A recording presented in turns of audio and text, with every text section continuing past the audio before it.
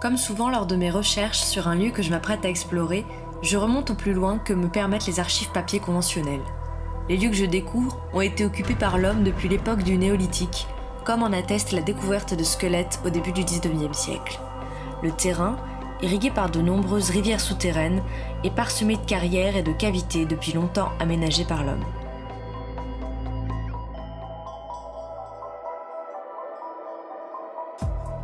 Je n'ai pas pu y accéder, mais il existe aussi dans ce secteur des vestiges gallo-romains sur lesquels on ne trouve pas de documentation explicite. Il s'agit vraisemblablement de thermes et d'exploitation agricole. Le terrain s'y prêtant particulièrement, j'imagine assez bien un oppidum succéder aux habitations troglodytes des premiers occupants de ce lieu. L'oppidum a pu être réaménagé par la conquête romaine, certainement attiré par les conditions de vie favorables de cet environnement boisé et fertile. Je m'écarte un peu du sujet, mais vous allez comprendre pourquoi. Je voulais souligner ici l'importance de l'eau. Si ses habitants ont tour à tour construit ici, dans cet endroit même, c'est pour une raison pratique déterminante, l'abondance de l'eau.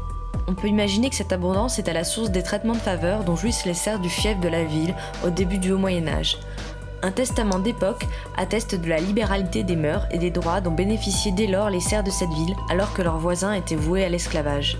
Élevage et culture des vignes sont mis à l'honneur dans ce testament rédigé par une dame de la noblesse mérovingienne.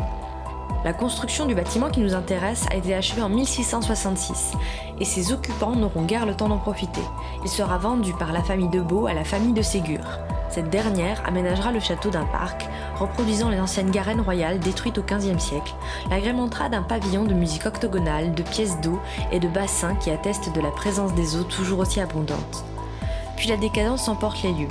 Les garennes devenues jardins de plaisance, puis léproseries, puis camps d'internement nazis deviennent des décharges. Puis c'est un accident tragique qui coûte la vie à un employé au début du siècle précédent qui accélérera la mise à l'abandon des lieux. Leur mise aux normes est trop coûteuse, les propriétaires ne peuvent obtenir des subventions suffisantes de l'État et des remboursements de la part de leurs assurances, semble-t-il. Et enfin, un grand incendie ravage l'édifice et emporte dans les flammes ce que les pilleurs n'avaient pu lui arracher. Relancer les cultures autour du parc, ou préserver la biodiversité de ses alentours pourrait être une solution.